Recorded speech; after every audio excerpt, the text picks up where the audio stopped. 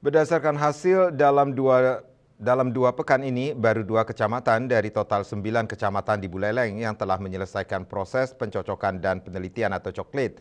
Hal ini disampaikan Ketua KPU Buleleng saat rapat evaluasi coklit.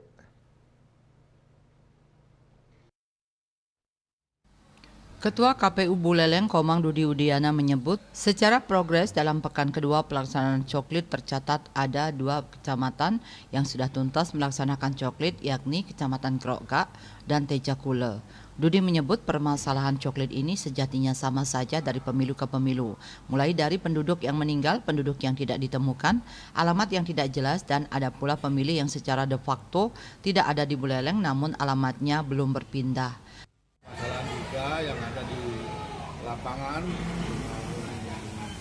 teman-teman Pantarlih, kita mengundang dari TNI, Polri, kemudian Lapas, Bawaslu untuk menyatukan persepsi dalam evaluasi ini. Ada permasalahan-permasalahan sehingga nanti segera ditindaklanjuti oleh lembaga-lembaga yang mungkin dapat kita koordinasikan dari permasalahan tersebut.